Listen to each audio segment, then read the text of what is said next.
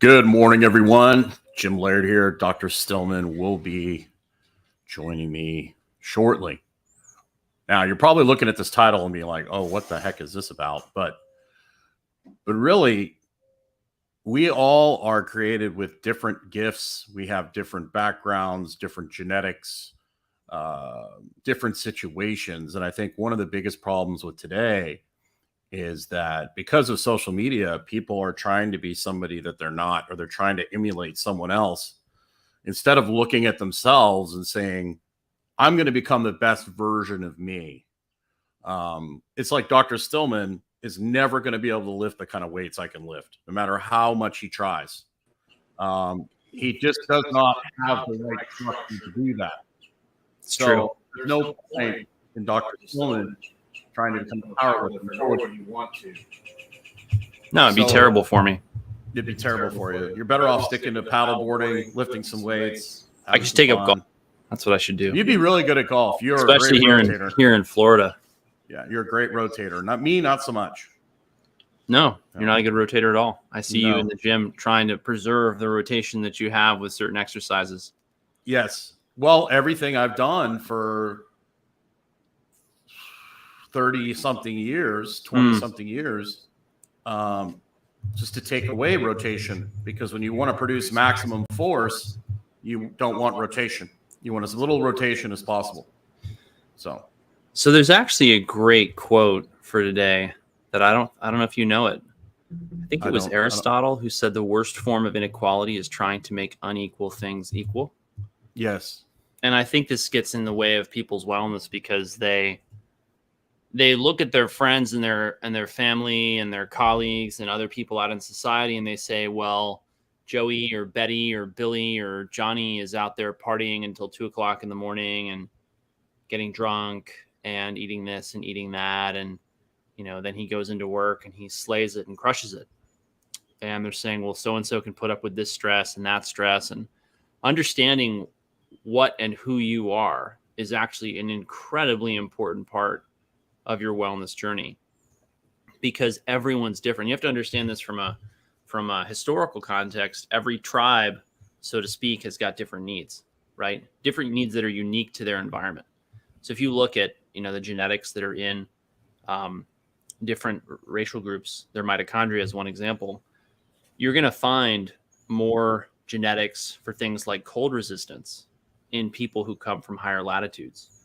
You're going to find more genetics for basically sun resistance in latitudes closer to the equator. This is the most obvious genetic difference that we see between peoples, which is obviously visible because we can see the color of someone's skin, right?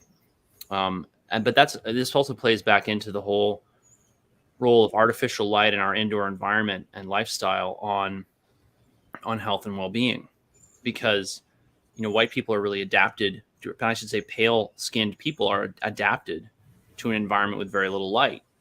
Whereas the darker your skin, the more better equipped you are to deal with a higher light environment.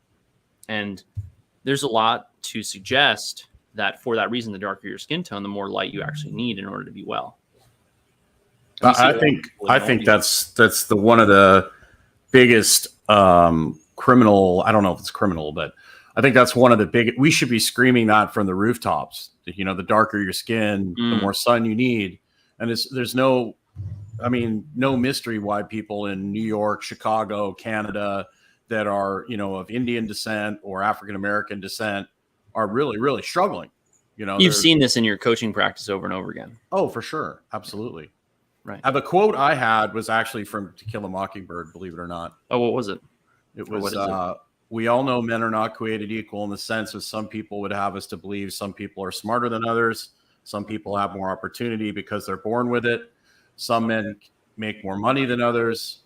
Some ladies bake better cakes than others. Some people are born gifted. We're going to get banned for sure for saying that. Some people are born gifted the normal scope of men. But there is one way in this country which makes all men are created equal. There is one human institution. It goes into like Rockefeller and stuff. But basically, we want equal opportunity, not equal outcome. Right. Yeah. And it's also equality before the law. Right. And to be judged the same as somebody else. Right. To take this back to wellness, a lot of people don't understand that they may look the same on the outside as other people, but internally their biochemistry is very different. People with methylation defects, people who overaccumulate iron. I have one of the genes for iron overload, and I didn't know that until my early 30s. I don't even think I knew that until about a year ago. It's about when I got when I bothered to test, even though I knew about iron overload back in 2000, 2001. And that means that my ability to deal with stress, toxins, any element that's going to run my, let's just say, biological clock down, meaning life effectively. All of that is modified by the amount of iron I've taken in, because I tend to accumulate it faster than other people. And so it's going to create more and more oxidative stress. And if you have no idea what I'm talking about when I talk about iron overload, go read my Substack post on this.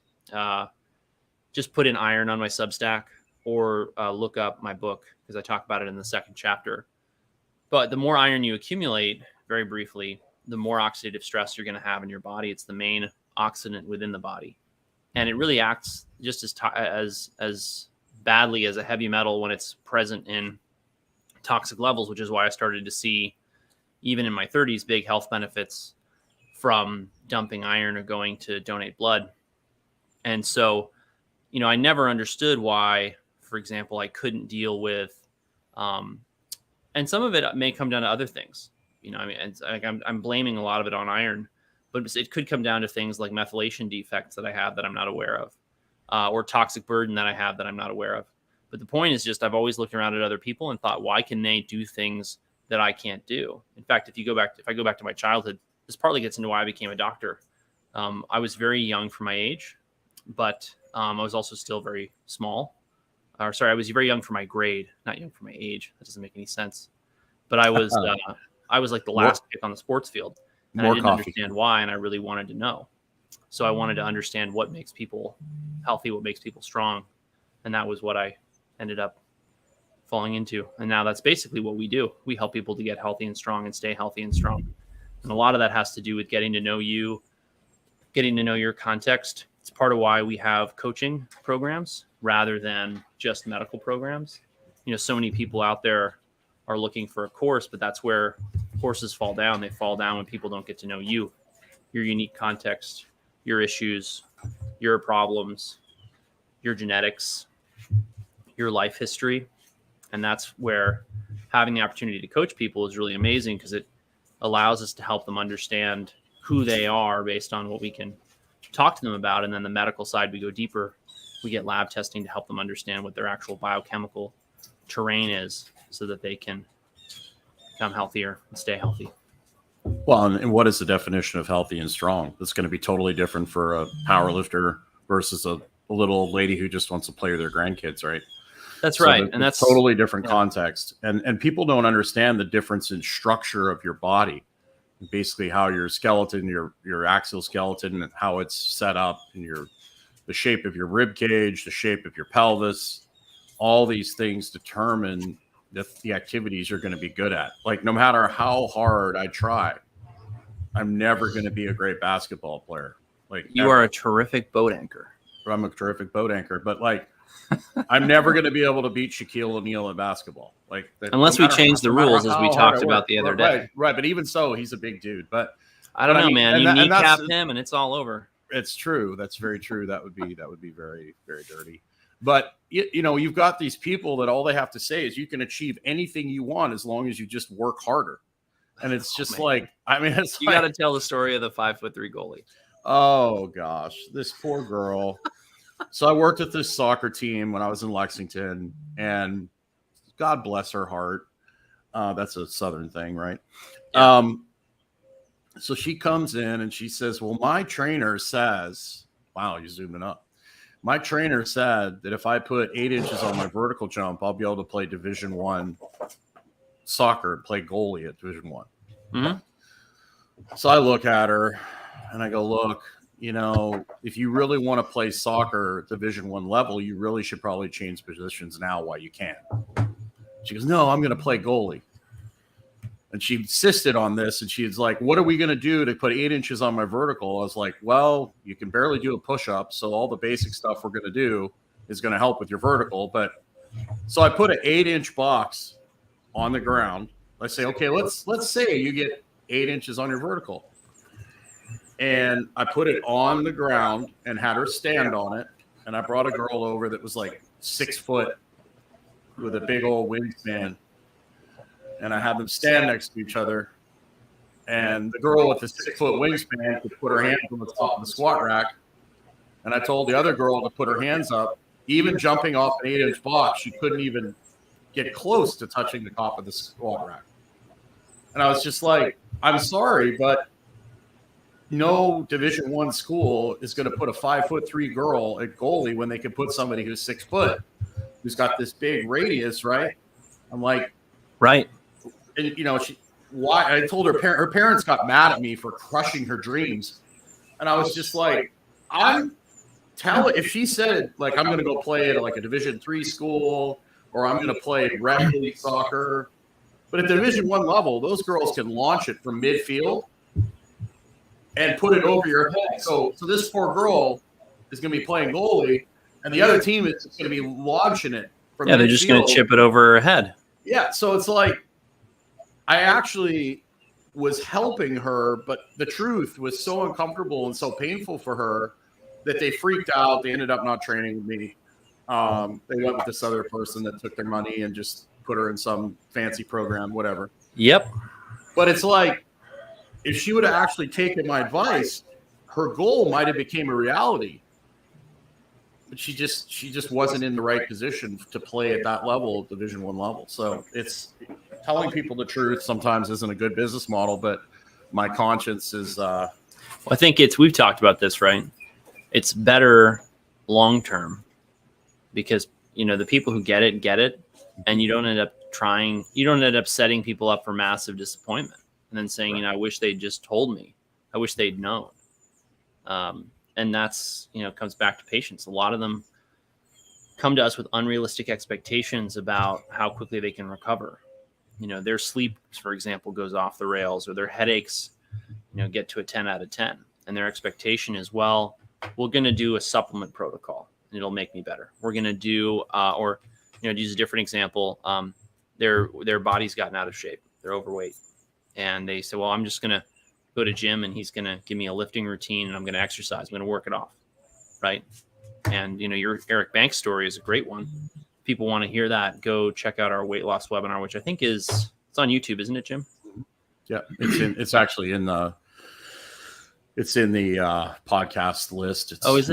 It's in multiple places. Yeah. I put pretty much everything we do that's relevant goes into the podcast list as well. Yeah, and so the Eric Banks story is really interesting because you rejected him as a client, 8 times? Yeah, something like that. Yeah, and that's really important because we don't really want to take people on who are going to fail because it's very tough when you care to watch someone you're taking care of. that aren't at least willing to do the things that we need to do to be successful. Like, right. People like, and obviously he wasn't having any success, and I observed what he was doing. And I was like, you've got to change your lifestyle or you're not going to have any success. That's it. A big one is a lot of people I've worked with is like, I want to look like this. And it's like, 1, you don't have the right bone structure. 2, you don't have the right muscle bellies. 3, do you have time to train, 2 to 3 hours a day, 6 days a week? Are you willing to take PEDs? And that's by the way, performance enhancing drugs for those of you who are not hip to the lingo yet. And by the way, all their pictures on Instagram are all photoshopped. Mm-hmm. So you're never going to be able to look like that unless you Photoshop yourself. So a lot of people, absolutely. It's just crazy. Yeah, we see a lot of unrealistic expectations based on what social media is purveying to the general public. I mean, think about it. Even 100 years ago when media was much more local. Let's say that they took the top 1% of people in appearance for all the school plays and all the public plays and all the public appearances, right? Well, now, you have an incredible disparity between the top people who garner all of the attention. I mean, that might be 0.001% of the populace that you're seeing in, for example, your Instagram feed or Facebook or Twitter. And in some ways, that's actually created a world where there's just a big gap between people who've got the things that people want. And half of those things are fake. Half those guys are getting their Lamborghini, they're renting it, or it's a friend's Lamborghini. That's so funny. I didn't think about that. That's true. They fly to Dubai and they stay in a hotel that's like $55 a night, and they're taking pictures with themselves in front of Lamborghinis, and there's a whole market for that, right? Of the kind of the fake. There's the guys lifting the aluminum plates online. What? Oh yeah. Get out. There's a guy named Goob. I can't remember his name, but that's all he does is basically go through and find people on their Instagram with their fake profiles. That's so funny. And how even the celebrities, how they use they all of a sudden the wall will be bending where they pulled their shoulder out or their butt. Just crazy. But here's the thing too. I was watching a show the other day, and this lady who was she was fairly attractive, but they were asking her what her minimum requirements for a man were. And she was attractive, but, wasn't like, stop traffic or anything like that. I think she had been married once or twice, maybe had a couple kids. And she's like, well, I want my man to be over 6 foot tall. Mm-hmm. I want him to make over $100,000 a year. Yeah. And then there was a couple other caveats. Mm-hmm. Well, they put it in this calculator. It came out to be less than 2% of the population. Right. He's like, so what? That's what I deserve. And the guy was like, good luck finding it. It's like, whereas, 75 years ago, you were looking in your local community for people. Sure. Now you've got people's expectations of everything have just gone out the window. Mm-hmm. Yeah. And I think one of the interesting things about us is that we actually talk about failure. And we talk about what's realistic. And I think that the vast majority of the health and wellness info space is really focused on the tiny proportion of people who just get well very quickly, doing a couple of simple things. And that creates what we might call something like shiny object syndrome. Oh my gosh, so-and-so took this and lost 20 pounds. Well, I should take this and lose 20 pounds. Or so-and-so took this and gained, 15 pounds of muscle and dropped 5 pounds of fat. Well, I should take that, Well, what is success? If your goal is to be healthy, it's not something that you do for like 6 to 8 weeks and you stop. It's something you do for the rest of your life. Right. I got this from Alex Hormozy. When you're married, the goal is to stay married. Mm-hmm. There's no like end. It goes on forever and ever, right? He uses the example of the Vietnam War. The United States was focusing on ending the war. The Vietnamese were focusing on surviving to the next day. They had an infinite, they were going to do whatever it took for as long as it took to survive. Whereas if you get people that are like, I'm going to get in shape in 6 weeks, instead of focusing on, I'm going to be in shape forever. Yes. I'm going to work on being a healthier, happier human every day for the rest of my life. And a lot of these programs are like 10 weeks, 12 weeks. And then if you don't get that goal, you're a failure. Or like business, for example. The idea is not to hit a certain number.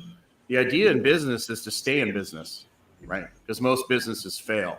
So if you focus on like staying in business as opposed to trying to hit home runs, you're going to have home runs occasionally.